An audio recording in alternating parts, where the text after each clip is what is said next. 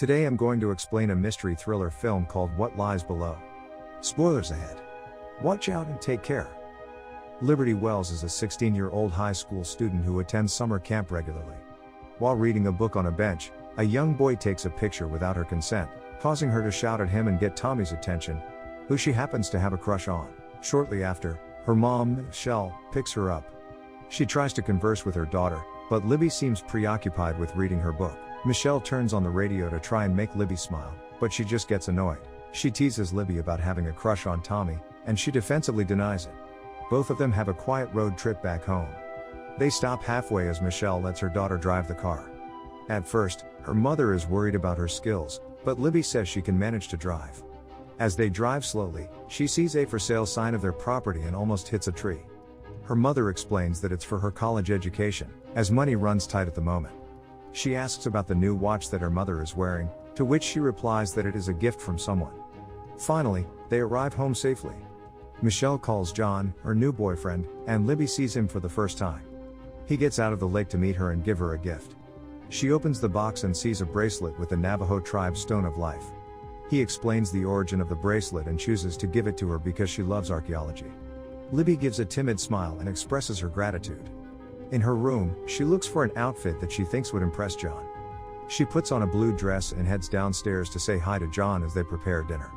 She takes a glimpse of him while he reaches for something in the cupboard. Michelle notices that Libby dressed differently that evening and compliments her appearance. Out of curiosity, Libby asks how the both of them met, and her mother explains that on a typical day of writing on the porch, John just appeared. John explains that he is an aquatic geneticist. He is part of a research team about freshwater animals and tries to solve problems in nature. He continues to demonstrate his study using 2 glasses of water and ice as the 2 women listen attentively. She begins to feel attracted to John, finding herself twirling her hair as he speaks, just like her mother. John coughs excessively after eating a piece of vegetable. Michelle approaches him and hugs him after he apologizes. While they embrace, he touches Libby on the shoulder and smiles at her. This gives her a weird and confusing feeling. She has difficulty sleeping that night because John's touch bothers her so much. She goes downstairs to grab a drink from the fridge but hears noises from her mom's bedroom, which sounds like she is making love with John. She takes a peek through a small gap at the bottom of the door, but someone approaches, so she rushes back to her room. Because of this, she even forgets to close her door. John passes by and takes a look at her while she pretends to sleep. The following day, Libby wakes up and finds her mother and John in the kitchen having a moment. She disturbs them by entering the room abruptly. Michelle tells her that the 3 of them will be going on a hike. She reminds her mom that it is the 28th of August, a special day for the both of them, and they should spend time together instead. They both go outside. In a nearby tree, Libby digs a hole using a gardening shovel. She unearths tin cans that are labeled with her family members' names. She opens a tin can and slides a note inside after kissing it. She hands over a tin can to her mother, but she does not put anything. Libby gets sad over this and tells her that Michelle never cared about anything. Every year, Libby makes it a tradition to put letters in the cans intended for her family members. Michelle explains that she stopped making letters because, as a child, she felt unwanted in her family. After their argument, Libby becomes quiet and decides to go for a walk. Upon picking up a rock, a centipede crawls on her hand. She gets frightened by this and almost steps on it. Just in time, John stops her by saying that it is a scolopendra, a rare species of centipede. Libby tells him that it bit her, but John explains that it is just trying to protect its offsprings as he lifts a piece of wood that reveals other centipedes hiding under it. She shows him the bite mark on her hand, and he blows it carefully. He comforts her that she will be okay, despite the bite being venomous. They continue to share a conversation while taking a walk in the nearby lake. John apologizes to Libby for disturbing their mother-daughter time and suggests that it would be better if he leaves. She disagrees, telling him that he should stay. Back at the house, Libby goes to her mother's room, who currently has a stomachache. She apologizes to her mother for her behavior earlier. Michelle apologizes as well for telling her too much information about their family problems. They both make up and forgive each other. Michelle also breaks big news to Libby. She and John are planning to get married. Libby says that she wants them to be happy, but she is obviously not thrilled about it. One issue is that John does not know Michelle's actual age. He thinks that she is 35 when she is actually 42. Libby researches more about scolopendras, the type of centipede she saw earlier, on her laptop. From her window, she sees John arrive at the house after jogging. She takes a peek at him, removing his shirt and warming down after exercising. She lies down on her bed and sees the bracelet from John. She looks at it intently and decides to offer him a drink. She knocks on the basement's door, where John conducts his study and research. He does not respond, so she enters and sees the basement completely dark. John hears Libby and asks her to turn her flashlight off. She finally sees him holding a red light and offers him some soda. He respectfully declines as sodium is bad for him, so he tours her to his workplace instead. Big aquariums fill the room. John keeps lampreys. These are an ancient extant lineage of jawless fish that have lived for millions of years. Lampreys are parasitic and can adapt to their hosts, and their survival rate is highly unmatched. He discusses more about the fish with Libby, who seems interested both in the topic and John. Libby asks about John's marriage proposal to her mother. He responds by saying that Michelle is very special to her and that they are very much happy together. Both of them plan on getting more samples from the lake, so they ride on an inflatable raft to go through the river. Libby asks John questions about his past as he paddles. He tries to reach for a cage he uses to get samples and asks Libby to hold his legs while he stretches his arms. They talk about Libby's plans for college and how passionate she is in archaeology when all of a sudden, her period arrives, and blood seeps through the raft. John reacts quickly by covering it with his shirt. This frightens and embarrasses Libby, but John also apologizes for how he reacted. The situation grows extremely awkward and uncomfortable for Libby. Once they got home, Libby takes a shower and removes the bracelet that John gave her. He knocks and checks up on her, but she does not respond. Libby is starting to feel a weird vibe toward him. She does not mind his questions until she hears the door open. John enters the bathroom without Libby knowing. While she showers, John sniffs her from the shower curtain as if he is craving for her. Unsatisfied, he also sniffs the shirt that was used to cover Libby's blood in the raft. She senses that someone is inside the bathroom. She checks, but John makes his way out in time. She checks on her mother to see if she's feeling better, but John is currently massaging Michelle on the back when she enters the room. John gives off an intense stare at her, so she closes the door. Libby tries to go to the basement, but it is locked. She tries to access it from outside the house, but all light sources are blocked and sealed. Worried that John is hiding something, she tries to contact her best friend Marley, but the reception is unstable. She tries talking to Marley using her laptop to invite her to come over. However, Marley says she is unable to go and asks if there is a problem. Libby writes back that her mom is marrying a freak of nature. Libby hears a knock on her door and finds out that John prepared a sandwich for her to make up for the awkward situation at the lake.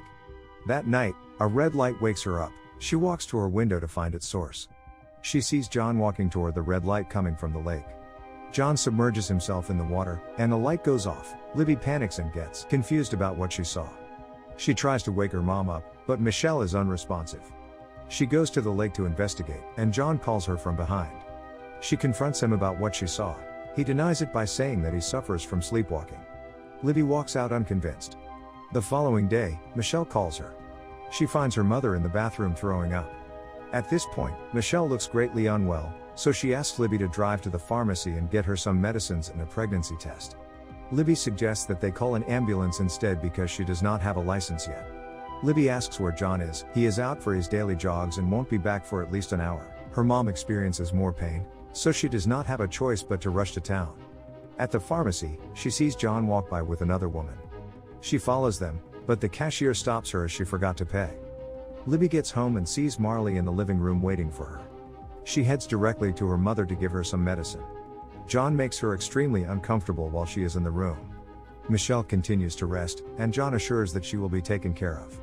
Before leaving, John gives her a menacing smile. Marley tells Libby that he finds John hot and is thrilled to talk about him. Libby tells her what she saw last night at the lake, how John grabbed her, and the uncomfortable things she experienced. Libby asks if Marley could stay the night, but she has an event to attend with her father. Marley gets furious after Libby's confessions. She tells her that she will let Michelle know that John is acting inappropriately. Libby tries to eavesdrop on the conversation, but she fails to hear anything. While waiting for Marley to come down, she falls asleep instead. She wakes up and heads to the living room. John and Michelle are watching clips of Libby of when she was young. Michelle tells her that she is pregnant. This underwhelms Libby, and Michelle gets disappointed in her reaction. She gets mad at Libby for always coming up with negative comments about the men that she dates. She calms down when John tells her that it is okay. As he hugs Michelle, he grins at Libby, his eyes deform, and she pulls her mother away from him. Michelle slaps her daughter out of anger. Because of this, Libby tells John the actual age of her mother. It disappoints John very much, causing him to walk out the door. Upon exiting, Michelle stops him, and his body language shifts totally. The mother and daughter continue to argue in the living room. That same night, Libby guards the house by staying in the living room. After hearing thumping sounds from above, she goes outside to check if something is on the roof. She goes around the house as she is very curious about the noises. She also looks over the lake for any signs of John and points the flashlight everywhere but finds nothing. Back inside, she hears John and Michelle making love in their bedroom. She takes a peek inside and sees John's body deform as if something is under his skin. She goes to her room, walks back to check on them again, but they are nowhere to be seen. Libby goes to the lake and finds something in the water that looks like a spaceship. She uses the car's light to take a better look at it, but she forgets to set it to park when she got out. This causes the vehicle to be partly submerged in water. She turns on the light on a high beam and finds out that it is actually where the red light came from. It confirms her theory that John is not human. She tries to call Marley for help but hears a ringtone that seems to come from the basement. Because of the blue light, she is able to see symbols on her wrist. It came from the bracelet that John gave. She sees her mother tied with half her body submerged in a tank. She sees the same symbols on her mother's wrist and the basement walls. Michelle gains consciousness and freaks out. John comes down, but his feet look entirely like that of a different creature. Instantly, he returns to his human form. He checks on Michelle, who is obviously in great pain and screeches in an alien-like manner. She gives birth to what seems to be a creature similar to John. However, it does not survive, which devastates John, so he goes outside trying to revive the creature. Libby scratches a part of the window to spy on John. She sees him transferring a blue light to the creature using his mouth. She continues to try and untangle Michelle from the tank. Libby locks the door and hears the creature snarling outside the basement. She sees Marley's phone and dials 911 to ask for help. She sees a device that causes the signal not to work in their house. John tries to talk to Libby so he could get in. He becomes more agitated and takes his real form. She breaks the device while John smashes the window using his hand. Libby is panicking and gets even more scared when she sees Marley being eaten by lampreys. While hiding under the desk, John grabs and strangles her. A long and animal-like tongue flicks out of his mouth, but she manages to fight back by pouring a bucket of salt on him. This seems to be John's weakness. She gets Michelle out of the tank while John is still unconscious. Michelle apologizes to Libby for not believing in her. As they try to escape and run away, her mother falls to the ground, causing them to slow down. Someone puts a bag over Libby's head, and she wakes up in an underground place where she is tied. Clones of John start appearing and smashing the room walls, revealing other dead bodies in tanks. Libby screams out of fear and agony when one of the clones approach her. A blue kind of orb is transferred to Libby from John's mouth. She refuses to swallow it, but he forces her to do so. This knocks her unconscious again. She wakes up with rashes all over her face and finds that she is trapped in a diamond-shaped tank along with other bodies. She becomes restless as she panics. Eventually, as the water fills the tank, Libby smiles in a deranged way.